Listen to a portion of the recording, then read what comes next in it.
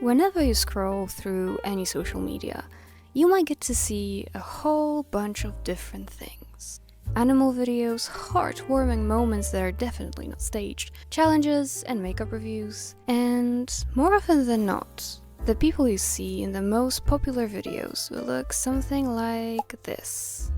When you finally go outside to touch some grass, or let's be honest, concrete, if you look at any advertisement, you'll get to see people that look like this.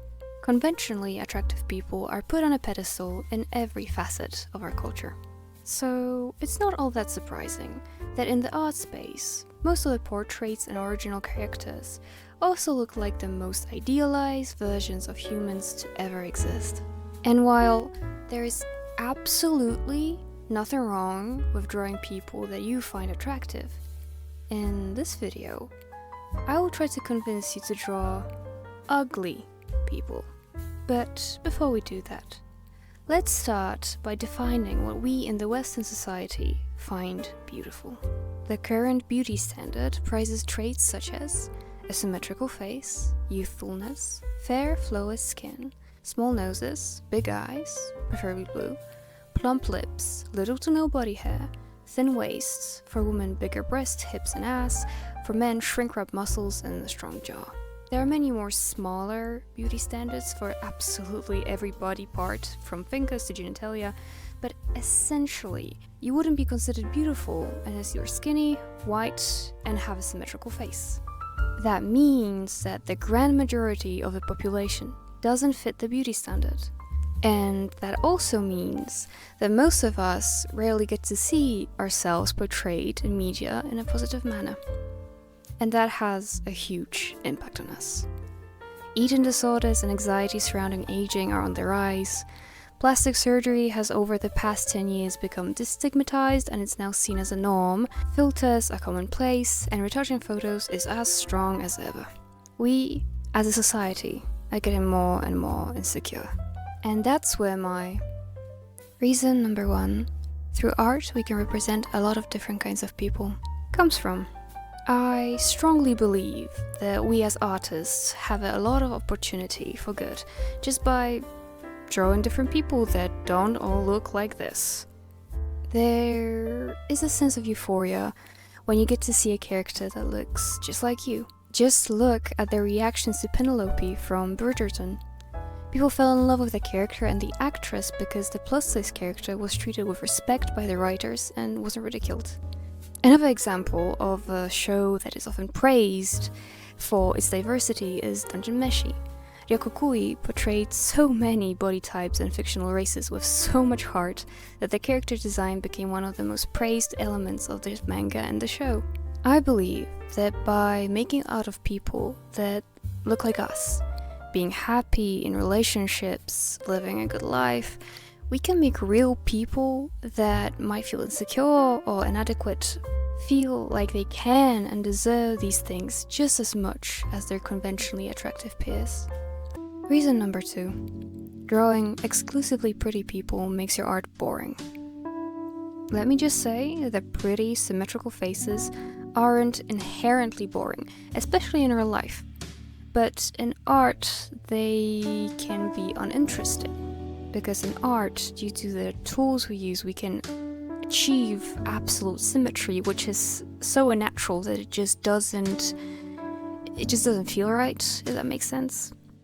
I've recently seen a rise in discourse surrounding celebrities and how so many of them look exactly the same, even though they used to look very different. It shows the grip beauty standards have on us. People that have the money for it go under the knife to achieve them. And a similar conversation about same-face syndrome has also been happening in the art community for a really long time, but mostly as tips for artists that are struggling to make people that look different from one another. But I would make the argument that the same-face syndrome has spread through the art community because of some very popular art styles. And I believe that this issue became exaggerated due to the resurgence of art fixes on TikTok especially. Because the act of fixing the bad art, if you can call that, essentially means changing someone's often unique and interesting art into their own art style, which I often find is based simply on drawing yassified faces, as we call them. And it is of my personal opinion that the rise of the art styles that are based solely on drawing the good traits is very detrimental to the community, but also that it's just boring. Variety is a good and needed thing, and also the fact that there are so many people that could not be drawn in those art styles because it would make them absolutely unrecognizable is just sad. There is simplification and then there is erasure. Not the same thing. There also been another issue that's been growing in our community, which is AI. And I don't really want to talk about AI right now because it makes me depressed, but I believe that I need to mention how AI bros and tech companies' theft and appropriation of many artist work that they have later put into a blender ended in AI prompts, all looking both wrong and all too perfect. The AI-generated garbage always looks similar. When have you seen an AI image where the person in the art has at least one flaw, not counting too many fingers and 0 ribs? I think that one of the ways we can stand above AI as artists is by accentuating something the machine will never be able to achieve: humanity, in its full complex glory. AI might spit out a static image of an unemotional, beautiful lady, but it will never draw you a woman. P.S. This isn't a call to go around trying to sniff out if some artists are using AI, as I've seen people do lately. Some art will look AI generated, yes, but it's because their work got used to train it. I also think that with every push comes a shove, and that we are already seeing intense counterculture to AI that, unsurprisingly, only rich execs, out-of-touch AI bros, and accidentally your aunt on Facebook are pushing for. So I think with time we'll see more and more praise for art that has mistakes and that isn't perfect.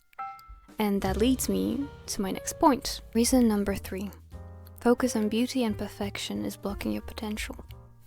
Sometimes when I see an illustration, especially one that is meant to showcase intense emotions, it doesn't feel right. It falls flat because the character shown in the scene is equally as beautiful as they are lifeless. This is something I had to learn because this is a mistake I've made in the past, but when you're so focused on making the bodies of your subjects perfect, you're missing out on depth. Art is information compressed to a canvas, so everything you put on it is important. And also, everything you put on it says something about your biases, thoughts, and feelings. Let's compare these two scenes of female characters that have substance abuse issues having a difficult time to show my point. Which one of these do you identify more with? And second question, which one of these makes you feel more? For me, it's definitely the scene from Euphoria. Why? Because the scene is focused on showing Rue's mental breakdown and not making Zendaya look her best. Because of that, this scene hits so hard. Even with Zendaya's Emmy worth acting, if she looked the way she looks on the red carpet, the message the script is trying to get across would have fell flat. And the same things apply to other forms of art. If you are solely focused on making everything look perfect, you are missing out on making a more impactful statement with your art. And this doesn't apply just to intense emotional scenes in art. For example, if you're trying to convey happiness, adding the crinkles around the eyes and exaggerating the blush will quickly make the image feel much more alive. I guess the point is that a lot of things we see as flaws, such as wrinkles for example, actually give art much more life. Reason number 4. Drawing people that look like you will improve your mental health. This reason is closely tied to the first one, but I think it's even more important because it's about you and your insecurities and traits. By making art of something, you're seeing that this thing is something worth spending time on, something worth painstakingly trying to capture the likeness of. We aren't perfect, and the world wants us to hate ourselves, but I truly believe that we deserve to see ourselves in paintings, comics, movies, and video games. So do yourself a favor and look at yourself, with all of your flaws, as something beautiful enough to make into art. Thank you so much for watching. This video topic has been weighing on my heart for quite some time. I hope this video inspires you to create, and if you do draw someone based solely on the message of this video, and post it to Tumblr and tag me at JunoMothArt, I will see it and I will comment on it and I will like it, so please do that. I really want to see you guys' art. Again, thank you so much for watching, and I'll see you next week. Bye bye!